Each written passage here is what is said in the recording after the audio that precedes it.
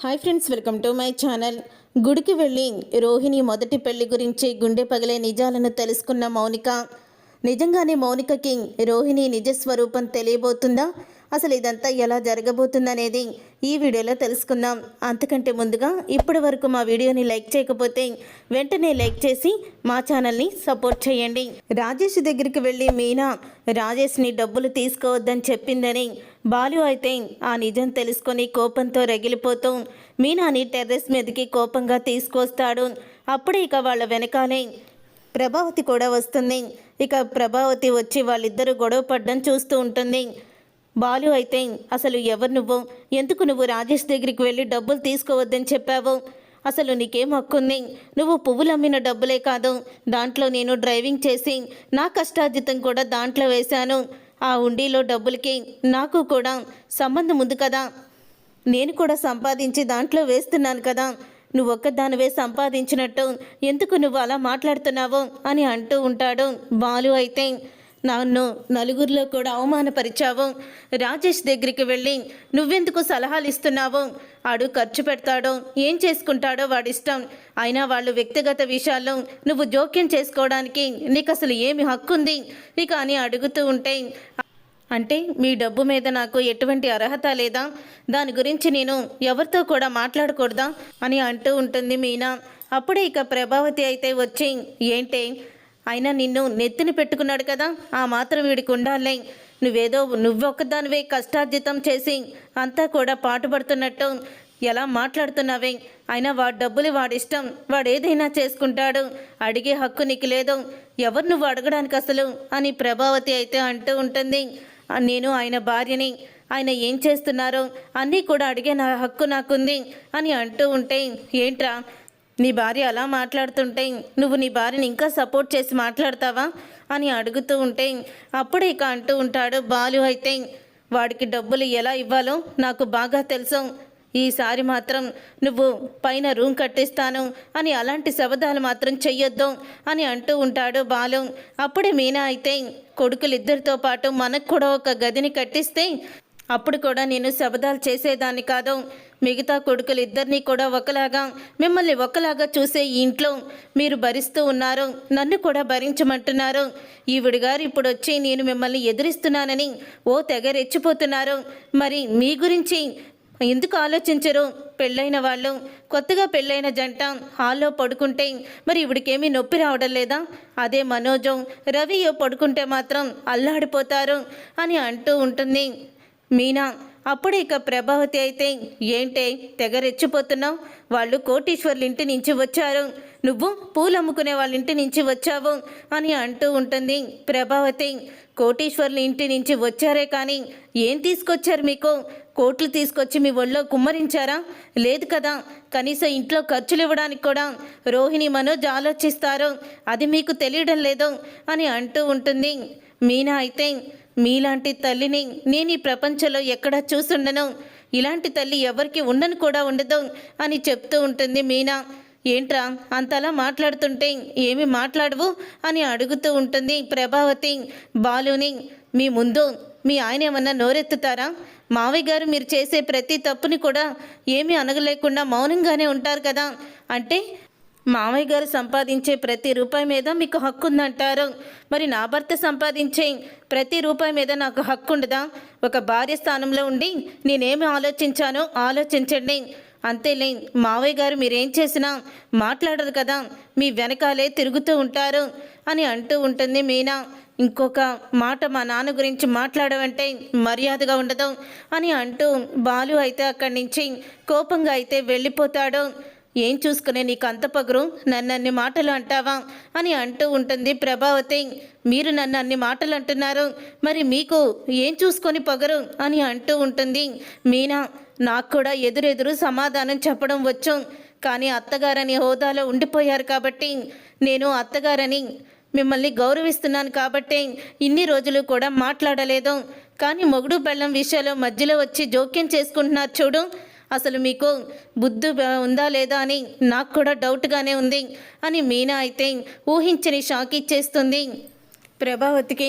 ఇంతలో ఇక మనోజ్ అయితే వస్తాడు. మనోజ్ వచ్చిన తర్వాత అప్పుడే ఇక ప్రభావతి అయితే ఈరోజు ఆ మీనా ఎన్నెన్ని మాటలందో అని అంటూ ఉంటుంది. ప్రభావతి, అదంతా నువ్విచ్చిన చనువేలేమ్మా. అవును, ఈసారైనా సరే నువ్వు రోహిణి మెడలో ఆ పసుపు తాడు తీయించేసి బంగారపు తాడు చేయించావా లేదా? తాకట్టు నుంచి విడుదల చేయించావా? ఏవో డబ్బులున్నాయని చెప్పావు కదా అని అంటూ ఉంటే అప్పుడే ఇక ప్రభావతి అడిగిన దానికి మనోజ్, లేదమ్మా, రోహిణి ఎవరో తన ఫ్రెండ్కి ₹1,00,000 వడ్డీకి ఇమ్మని అడిగింది. ఇక ఆ ₹1,00,000 అలా ఇచ్చేశాను అని మనోజ్ అంటాడు. ఇక ప్రభావతి, అదేంట్రా అలా మాట్లాడుతున్నావు? పసుపు తాడుతో అందరి ముందు అలా తిరుగుతున్న భార్యని పెట్టుకొని భార్య అడిగిందని ఎవరు ముక్కు మొక్కుని తెలియని దానికి నువ్వు డబ్బులు ఇస్తావా అని అడుగుతూ ఉంటుంది ప్రభావతి. ఇంతలో రోహిణి అయితే వస్తుంది. అప్పుడే ఇక రోహిణిని, ఏంటమ్మా రోహిణి, మీకేమన్నా డబ్బులు ఎక్కువైపోయాయా? మెడలో పసుపు తాడు వేసుకొని తిరుగుతున్నావు. అందరూ పసుపు తాడేంటని అడుగుతారని బుద్ధి కూడా లేదా? వచ్చిన ₹1,00,000 తీసుకువెళ్ళి నీ ఫ్రెండ్కి వడ్డీకి ఇచ్చావని చెప్తున్నాడు వీడు. అదేదో నీ తాడుని తాకట్టు నుంచి విడిపించుకోవచ్చు కదా అని అంటూ ఉంటుంది ప్రభావతి. అప్పుడే మీకు రోహిణి అయితే, అసలు ఇదంతా కూడా మీకు ఈయనే చెప్పారా అని అడుగుతూ ఉంటుంది. అవును, వాడే చెప్పాడు. అయినా ఆ మాత్రం నీకు అర్థం కావడం లేదా? చదువుకున్నావు, 10 మందిలో తిరిగేటప్పుడు అలా పసుపు తాడు వేసుకొని ఎలా తిరగగలుగుతున్నామని ఇంత కూడా నీకు ఆలోచన లేదా? వెంటనే తనని డబ్బులు అడుగు. వారం రోజుల్లో ₹1,00,000 నువ్వు నాకు తీసుకొచ్చి ఇవ్వాలి. ఆ వడ్డీ డబ్బులు మొత్తం కూడా ముందు నీ మంగళసూత్రం తాడుని తాకట్లో నుంచి విడిపించాలి. లేకపోతే అందరూ కూడా నేనేదో తాకట్టు పెట్టుకున్నట్టు మాట్లాడుతున్నారు అని ప్రభావతి చెప్తూ ఉంటుంది. ఏంటత్తయ్య, ప్రతిసారి ఏదో ఒకటి అంటూనే ఉంటారేంటి? నేనేమో సరదాగా ఏమన్నా చేస్తున్నానా? ఆ రోజు ఇదంతా కూడా బాలు వల్ల వచ్చింది. ఇన్ని రోజులు కూడా సంపాదించడం తెలియని మనోజ్ ఇప్పుడే కదా సంపాదిస్తున్నాడు. వడ్డీ వస్తుంది కదా. నా మెడలో పసుపు తాడుంటే ఏంటి, బంగారపు తాడుంటే ఏంటి, వడ్డీ డబ్బులతో మేము ఇంకా సంపాదించుకోవచ్చు అని అంటూ ఉంటుంది రోహిణి. ఇక అందరూ కూడా ప్రభావతికి అదే విధంగా సమాధానం అయితే చెప్తూ ఉంటారు. ఇక దాంతో ప్రభావతి అయితే వీళ్ళందరికీ ఏమైంది, ఎందుకు ఇలా చేస్తున్నారు అని అనుకుంటూ ఉంటుంది. తర్వాత ఇక రోహిణి అయితే ₹1,00,000 తీసుకువెళ్ళి ఫీజు అయితే కట్టేస్తుంది. చింటూని, సుగుణమ్మని తీసుకువచ్చి ఇంటి అడ్వాన్స్ కూడా కట్టేస్తుంది. అలా ఇంటి అడ్వాన్స్ కట్టేసిన తర్వాత అప్పుడే సుగుణమ్మ అయితే, ఏంటమ్మా ఇది ఇక్కడ తీసుకొచ్చి పెట్టావు? ఊళ్ళో సొంత ఇల్లు మానేసుకొని ఇక్కడ ఇంత డబ్బుతో అద్దెకి తీసుకొని ఉండాల్సిన అవసరం ఏముంది అని అడుగుతూ ఉంటుంది సుగుణమ్మ.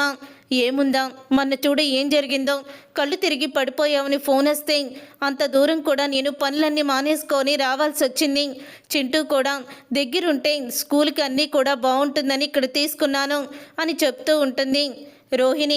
అప్పుడు ఇక సుగుణమ్మ అయితే, మేము ఇక్కడున్నట్టు ఎవరికి కూడా తెలీదు అని అంటూ ఉంటుంది సుగుణమ్మ. ఎవరికి తెలియాలి?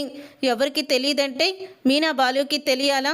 నువ్వు మాత్రం వాళ్ళకి మేము ఇదే ఊళ్ళో ఉంటున్నాము, ఇక్కడే ఉంటున్నామని వాళ్ళకి ఎట్టి పరిస్థితుల్లో తెలియకూడదు. ఇప్పుడన్నా జాగ్రత్తగా ఉండు. రోజు చింటూ ఆటోలో వెళ్ళి వస్తూ ఉంటాడు. రేపే చింటూని స్కూల్లో జాయిన్ చేయాలి అని అంటూ ఉంటుంది రోహిణి.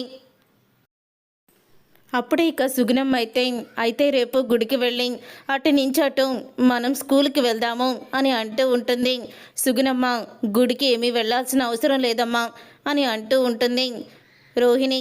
లేదమ్మా, గుడికి వెళ్ళాలి, కొత్త స్కూల్కి వెళ్తున్నాడు కదా, చదువు బాగా వస్తుంది, దగ్గరలో ఉన్న గుడికే వెళ్దాము అని చెప్తూ ఉంటుంది సుగుణమ్మ అయితే. ఆంటీ నమ్మకాన్ని ఎందుకే పోగొడుతాం? వీధి చివరిలో గుడి ఉంది కదా, ఆ గుడికి వెళ్దాంలే, నువ్వేమీ కంగారు పడుకో అని విద్య అయితే అంటూ ఉంటుంది. సరేనే, రేపొద్దున్న వద్దాం పదా అని ఇంకా ఇద్దరు కూడా వెళ్ళిపోతారు. తర్వాత ఇక మౌనిక అయితే చాలా బాధపడుతూ ఉంటుంది కూర్చొని. తన పుట్టింటి వాళ్ళతో మాట్లాడి చాలా రోజులయ్యిందని, ఎవరు ఫోన్ చేసినా ఫోన్ లిఫ్ట్ చేయడం లేదని చాలా దిగులు పడుతూ ఉంటుంది. అప్పుడే ఇక మౌనిక అయితే అలా దిగులు పడడం చూసి వాళ్ళ అత్తయ్య గారు వచ్చి, అమ్మ మౌనిక, మీ పుట్టింటి వాళ్ళతో మాట్లాడడం లేదని దిగులు పడుతున్నావా అని అడుగుతూ ఉంటుంది. అవునత్తయ్య, అమ్మ వాళ్ళతో మాట్లాడి చాలా రోజులైంది.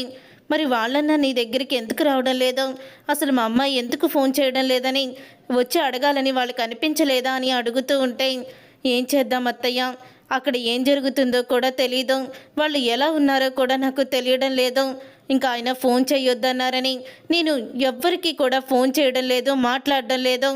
ఏం చేస్తున్నారో తెలియడం లేదు అత్తయ్య. నేను గుడికి వెళ్ళొస్తాను, కొంచెం ప్రశాంతంగా ఉంటుంది మనసు అని అంటూ ఉంటుంది మౌనిక. అప్పుడు ఇక సంజయ్ అయితే వస్తాడు. ఇక సంజయ్ వచ్చి ఇక అంటూ ఉంటాడు, నువ్వు గుడికి వెళ్ళి మౌనిక అని అంటూ ఉంటాడు. అప్పుడు ఇక సంజయ్ తల్లి మౌనిక ఇద్దరు కూడా షాక్ అయిపోతూ, ఏంట్రా నువ్వు, లేకపోతే వెళ్ళమంటున్నావా, దాన్ని ఎగతాళి చేస్తున్నావా అని అడుగుతూ ఉంటుంది. లేదమ్మా, ఎగతాళి ఏమీ చేయడం లేదు, తనని వెళ్ళమని అంటున్నాను. ఎందుకంటే తను నేను అడిగినందుకు తన మాట మీద తను నిలబడింది. తన పుట్టింటి వాళ్ళతో మాట్లాడడం లేదు కదా.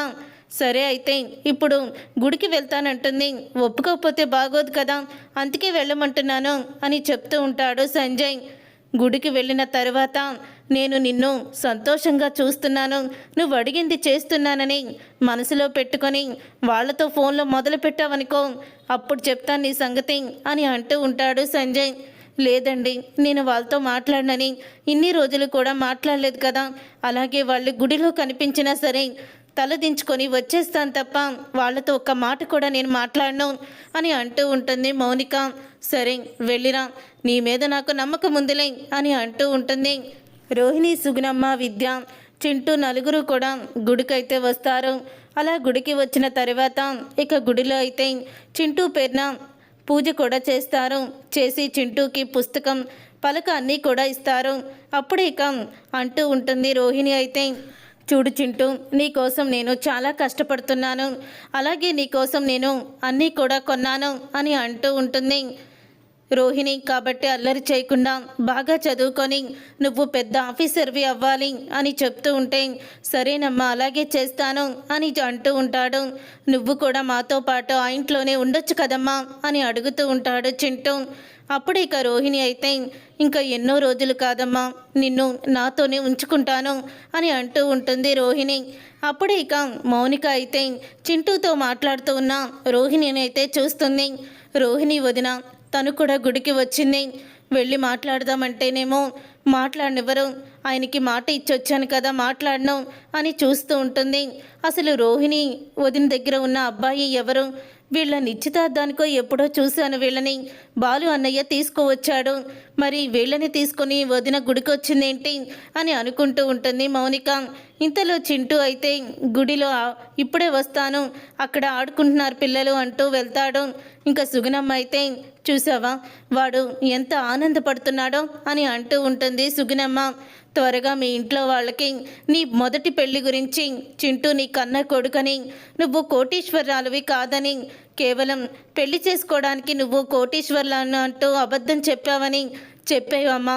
ఎన్ని రోజులేనో ఇలా భయపడుతూ ఉంటావు, నీ కొడుకుని కలుసుకోవాలంటే భయం, వాడు నిన్ను అమ్మ అని పిలిస్తే భయం, ఎందుకే ఇదంతా అని అంటూ ఉంటుంది సుగుణమ్మ.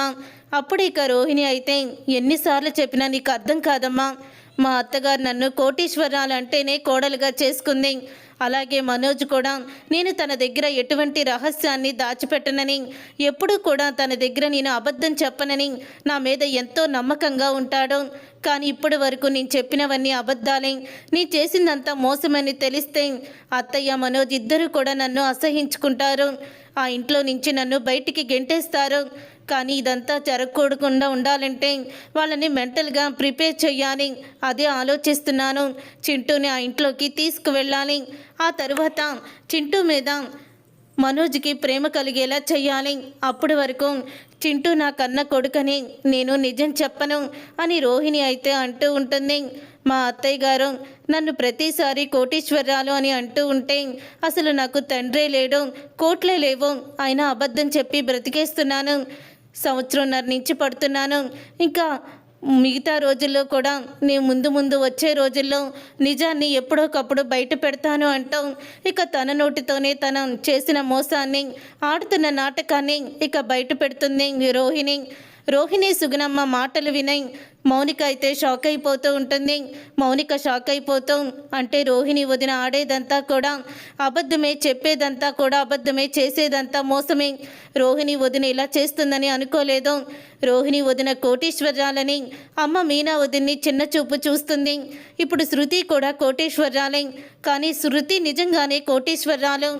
రోహిణి ఏమో నాటకం ఆడుతుంది తప్ప తను మాత్రం కోటీశ్వరరాలు కాదు. ఈ విషయం నేను వెంటనే అమ్మకి చెప్పాలి. ఇక నా వాళ్ళు మోసపోవడానికి వీల్లేదు అంటూ వెంటనే మౌనిక అయితే ఇక ఫోన్ చేస్తుంది ప్రభావతికి. అప్పుడే ప్రభావతి ఇక మౌనిక ఫోన్ నెంబర్ చూసి మౌనికకి ఇన్ని రోజులకి గుర్తుకొచ్చాము. వెంటనే ఫోను లిఫ్ట్ చేస్తుంది. అమ్మ మౌనిక, ఏంటమ్మా ఇన్ని రోజులు ఏమైపోయావు? ఎన్నిసార్లు నీకు ఫోన్ చేసినా నువ్వెందుకమ్మా ఫోన్ లిఫ్ట్ చేయడం లేదు? ఏం జరిగింది? అంతా బాగానే ఉంది కదా? అక్కడ అందరూ కూడా బాగానే ఉన్నారు కదా అని అడుగుతూ ఉంటే, ఇక్కడ అందరూ బాగానే ఉన్నారమ్మా, కానీ అక్కడ అన్నయ్య పరిస్థితి అని అంటూ ఉంటుంది మౌనిక. ఏ అన్నయ్య? మీ బాలు అన్నయ్య అని అనగానే, కాదమ్మా మనోజ్ అన్నయ్య మరోసారి మరొక ఆడదాని చేతిలో మోసపోయాడు అని అంటూ ఉంటుంది. అదేంటి అలా మాట్లాడుతున్నావు? ఎవరినైనా మళ్ళీ ప్రేమించి చచ్చాడా ఏంటి వీడు అని అంటూ ఉంటుంది ప్రభావతి.